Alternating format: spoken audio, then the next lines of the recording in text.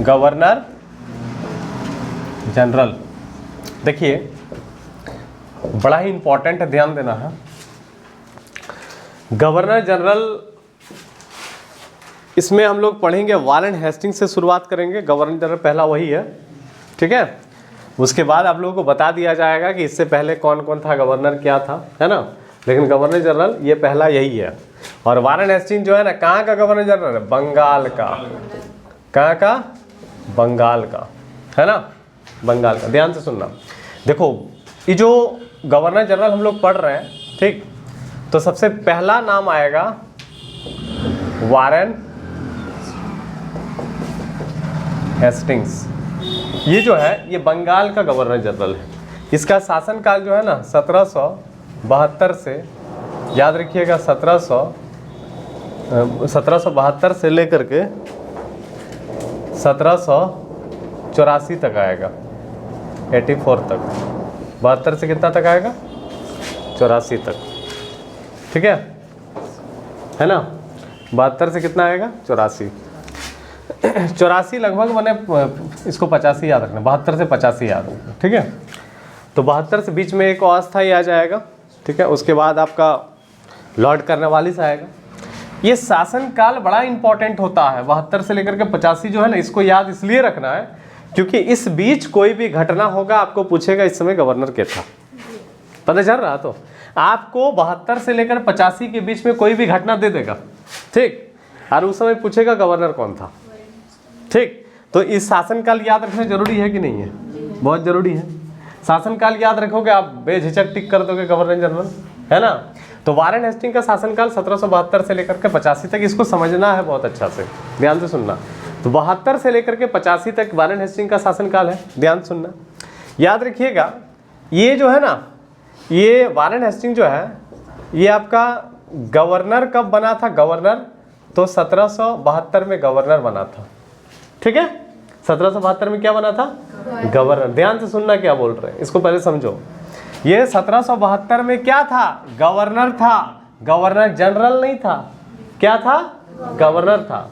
यदि कोई कंपनी का आदमी है तो वो गवर्नर कहलाएगा, और यदि कोई ब्रिटिश सरकार का आदमी है, ब्रिटिश पार्लियामेंट का आदमी है, तो वो गवर्नर जनरल कहलाएगा। बात सही बात है। तो याद रखिएगा अंग्रेज सरकार जो कंपनी था ना, company British east India company, वो एक समय बहुत घाटे में चल रहा था, ठीक है कंपनी। तो कंपनी ने अपना समर्पण पत्र ब्रिटिश पार्लियामेंट को सौंप दिया था। तो ब्रिटिश पार्लियामेंट को जब सौंप दिया था तो ब्रिटिश पार्लियामेंट ने अपने तरीके से कंपनी चलाएगा कि नहीं चलाएगा, तो उसने अपना नया नियम बनाया था, पता चल रहा। तो जब कंपनी ने अपने आप को ब्रिटिश सरकार को सौंपा तो ब्रिटिश सरकार ने एक अधिनियम आया था, एक कानून लाया था जिसका नाम था, याद रखिएगा, रेगुलेटिंग एक्ट। Regulating act. तो ये जो रेगुलेटिंग एक्ट है ना 1773 में आया। बात सही बात है। तो ध्यान देना क्या बोल रहे हैं। तो रेगुलेटिंग एक्ट कब आई? 1773 में आई। कब आई? 1773 में। तो रेगुलेटिंग एक्ट जो है ये कब आया? 1773 में आया। कब आया? 1773 में। अब रेगुलेटिंग एक्ट 1773 में जब आया, ध्यान से सुनना है क्या बोल रहे हैं, 1700 कितना बताए? 73 में। तो रेगुलेटिंग एक्ट जब 1773 में आया तो ये कंपनी 1773 से पहले कंपनी अपना देखरेख खुद करती थी। अब 1773 के बाद कंपनी का देखरेख ब्रिटिश सरकार करेगा, ब्रिटिश पार्लियामेंट करेगा, पता चल रहा। तो वारेन हेस्टिंग जो है ना, जो गवर्नर बना था 1772 में, तब वो कंपनी खुद ही अपना देखरेख करती थी। अब 1773 में उसी कंपनी को कौन देखेगा? तो ब्रिटिश सरकार देखेगा। कौन सा कानून लाया? वो रेगुलेटिंग एक्ट, पता चल रहा। तो जब रेगुलेटिंग एक्ट आया तो नया नया नियम वगैरह बना, ठीक है।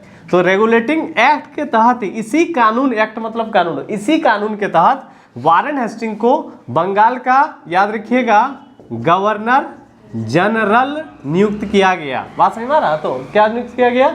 Governor general. मतलब आपको सवाल पूछेगा कि वारेन हेस्टिंग जो है ये 1772 में क्या था? गवर्नर था। रेगुलेटिंग एक्ट कब आई? 1773 में। इस एक्ट के तहत क्या बना? ये गवर्नर जनरल।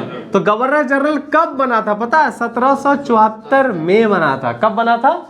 1774 में बना था। मतलब गवर्नर के रूप में शासनकाल 72 से 85 और गवर्नर जनरल के रूप में शासनकाल पूछेगा तो 74 से 85।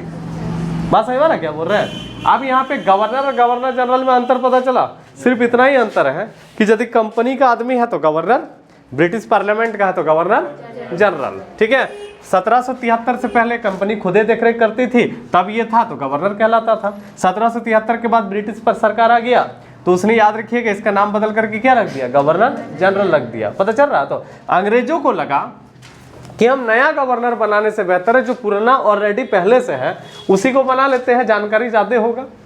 पता चल रहा? तो जैसे किसी को हम नौकरी में यदि रखते हैं तो सरकारी नौकरी से उतना जल्दी निकालता है क्या? नहीं निकालेगा। काहे कि आपके ऊपर सरकार ढेरी खर्चा कर दे। मान लीजिए तुम 3 साल कहीं नौकरी कर लिया, 4 साल नौकरी कर लिया, 5 साल नौकरी कर लिया, तो तुम्हारे जगह में नया लेगा तो वो उतना अच्छा काम कर पाएगा क्या? नहीं कर पाएगा, क्योंकि आपको एक्सपीरियंस हो गया है। पता चल रहा? तो याद रखिए कंपनी ने सोचा कि ये पहले से गवर्नर के पद पर काम कर रहा है, कौन? वारेन हेस्टिंग, तो क्यों ना उसी को रख लेते हैं। खाली उसका नाम क्या कर दिया, बदल दिया गया। मतलब आपको सवाल पूछा जाएगा कि बंगाल का पहला गवर्नर जनरल कौन? तो वारेन हेस्टिंग्स। और कब बना था? 1774 में। ये 1772 से शासनकाल गवर्नर के रूप में है। समझ में आया क्या बोले? तो गवर्नर जनरल और गवर्नर वाला सिस्टम समझे?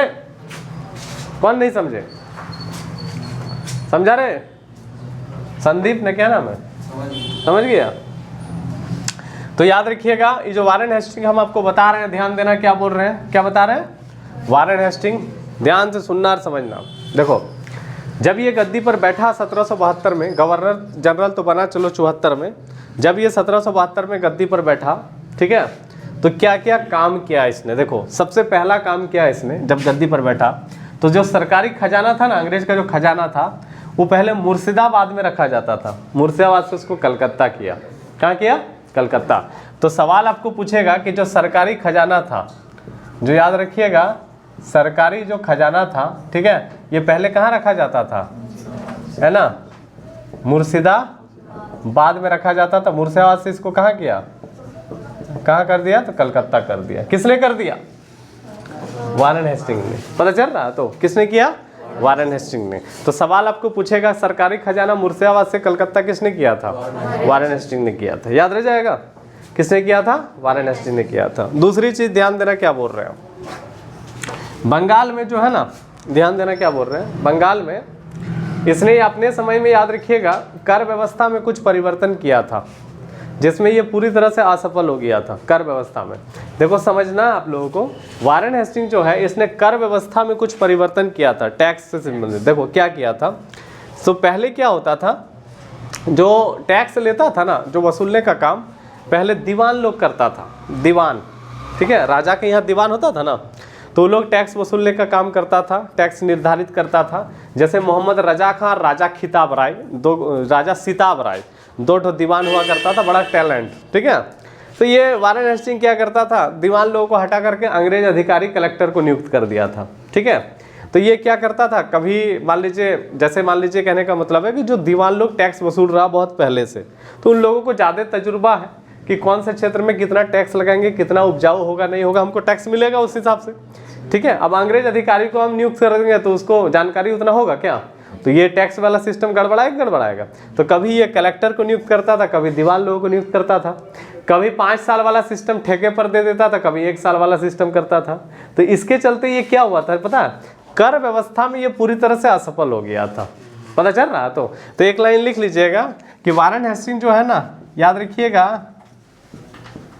कर व्यवस्था जो था इसमें ये क्या हुआ था, असफल हुआ था पूरी तरह से। कर व्यवस्था में पूरी तरह से क्या हुआ था, असफल हुआ था। कर व्यवस्था में पूरी तरह से क्या हो गया था, असफल हो गया। तो कौन? Warren Hasting. समझ में आ रहा? तो परिवर्तन के चलते कर व्यवस्था में क्या हुआ था, पूरी तरह से असफल हो गया था। कौन? Warren Hasting. याद रहेगा तो कोई दिक्कत नहीं है।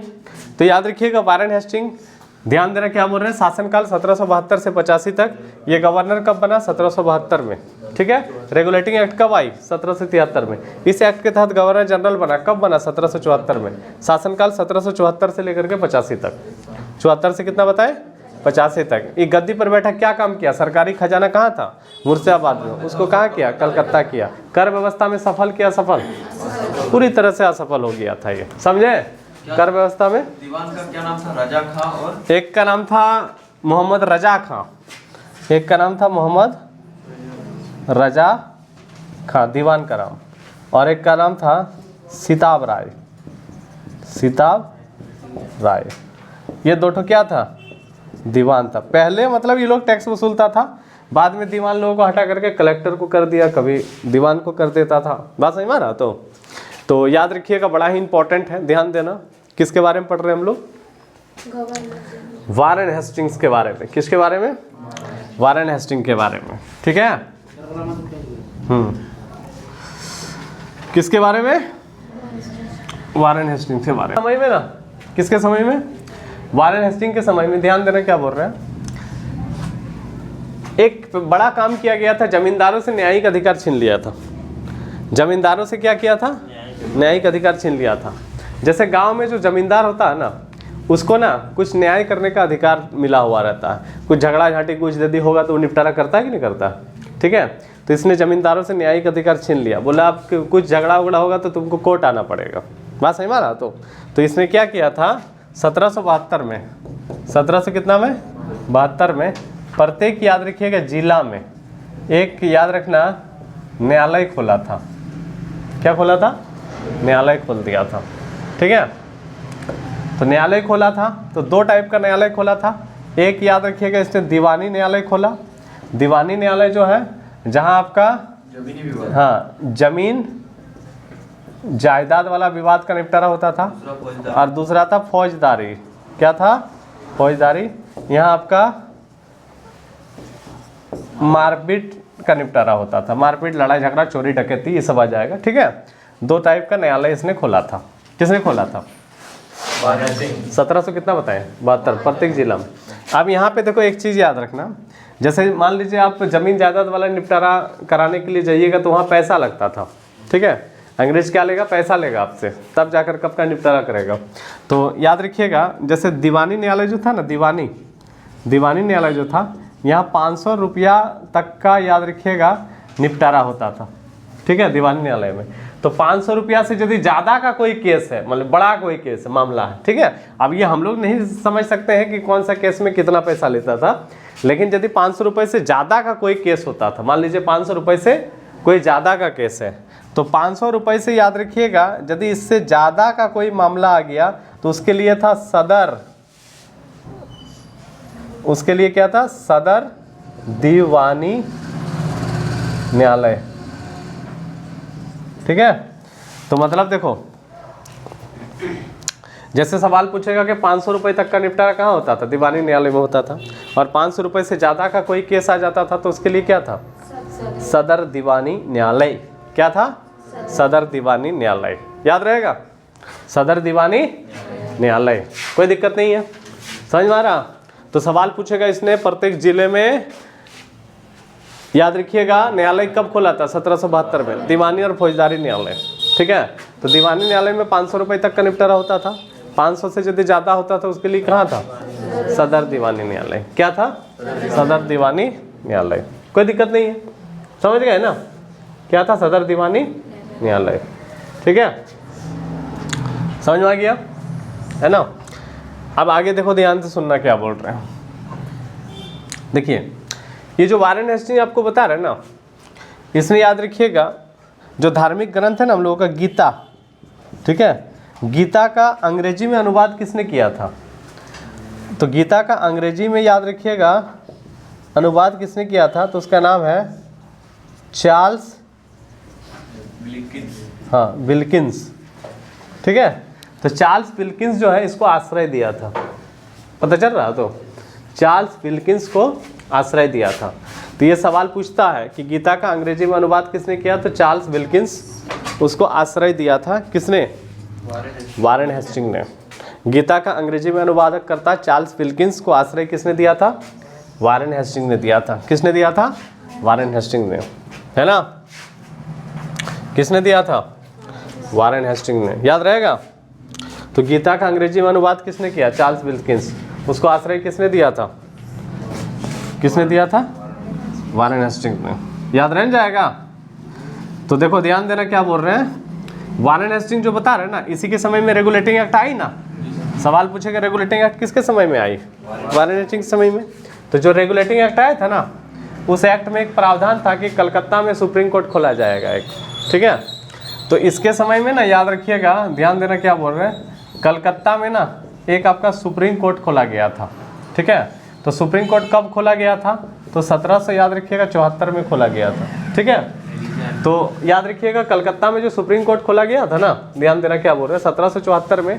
तो 1774 में जब सुप्रीम कोर्ट खोला गया तो इसी के समय में खोला गया, किसके समय में, वारेन हेस्टिंग के समय में।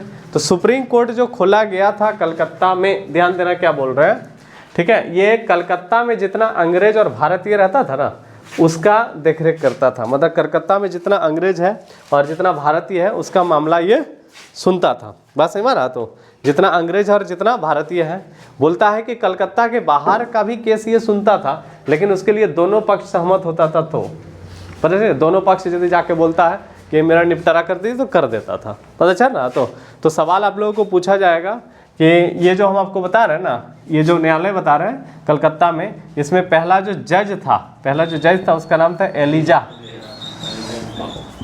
एलिजा इम्प्रे, पहला जज था। कौन था पहला जज, एलिजा इम्प्रे, है ना। पहला जज कौन था, एलिजा इम्प्रे, याद रहेगा। किसके बारे में बताएं, ये किसके बारे में पढ़े हम लोग, वारेन हेस्टिंग के बारे में, है ये यही था। हाँ, इसके अलावा कुछ एक्स्ट्रा होगा, माने हाँ ये हो गया मैन, इसी का नाम याद रखना है, ठीक है। तो ये हो गया आप लोगों का, क्या हो गया, वारेन हेस्टिंग्स, ठीक है, इसको याद रखना। हाँ,